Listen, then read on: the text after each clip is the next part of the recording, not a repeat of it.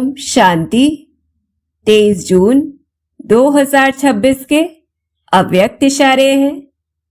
बाबा हमें प्रेरित कर रहे हैं कि किस प्रकार से हम श्रेष्ठ आत्माएं बने, सरलता के द्वारा, सहनशीलता के द्वारा। तो जो जैसा कर्म करता है वैसा उनका नाम भी पड़ता है। कर्म यदि श्रेष्ठ है तो नाम पड़ेगा श्रेष्ठ मणि। और कौन से कर्म श्रेष्ठ होते हैं?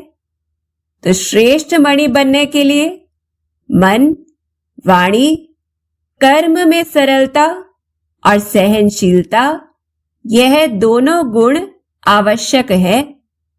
अगर सरलता है, सहनशीलता नहीं है तो भी श्रेष्ठ नहीं। इसलिए सरलता और सहनशीलता दोनों साथ साथ चाहिए।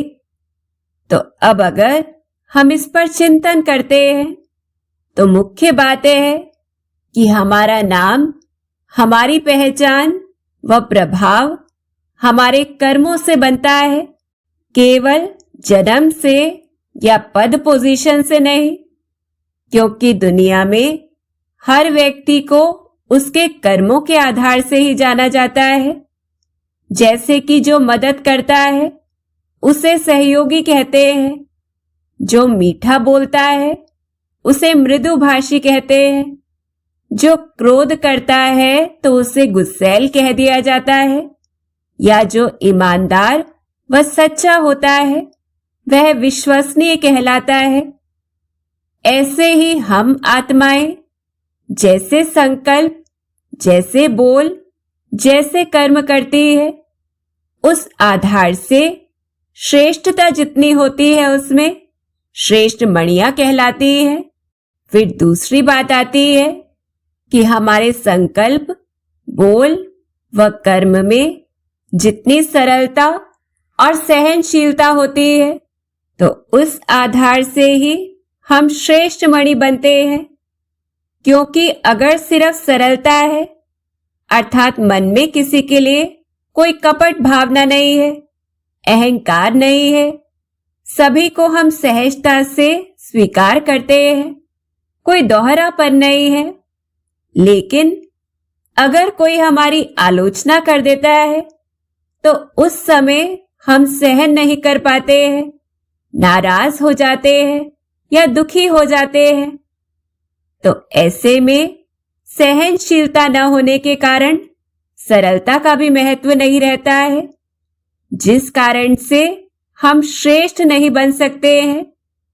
वहीं दूसरी तरफ अगर हम सहन कर लेते हैं, अर्थात विपरीत परिस्थितियों में व विपरीत व्यवहार में भी आलोचना सुनकर भी बाहर रिएक्ट नहीं करते हैं, स्थिर रहते हैं, परंतु अंदर में अहंकार है, कठोरता है, जटिलता है, मन में शिकायतें हैं, कटुता है, तो वहां पर बाहर से सहन तो किया, लेकिन अंदर सरलता व निर्मलता ना होने के कारण वह सहनशीलता भी संपूर्ण नहीं कहलाती है।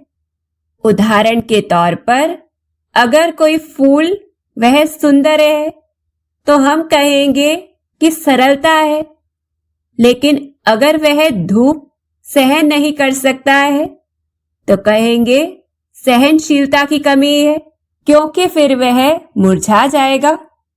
इसलिए हमें सरलता और सहनशीलता दोनों का बैलेंस रखना है और ऐसा वृक्ष बनना है जो पत्थर मारने पर भी फल भी देता है, छाया भी देता है, साथ ही सहनशील बनकर धूप, बारिश, आंधी सबका सामना भी करता है। तो संक्षेप में कह सकते हैं कि परिस्थिति या व्यक्ति चाहे जो भी हो, जैसे भी हो, जब हमारे अंदर की स्थिति और बाहर की स्थिति दोनों श्रेष्ठ है, तभी हम श्रेष्ठ मणि बन सकते हैं। और अब हमें सारे दिन में खुद को चेक करना है कि परिस्थिति चाहे जो भी हो, हमारे अंदर की स्थिति और बाहर की स्थिति कैसी रहती है, फिर जहां पर भी हलचल है वहां हमें चेक करके उसे चेंज करना है। अच्छा, ओम शांति।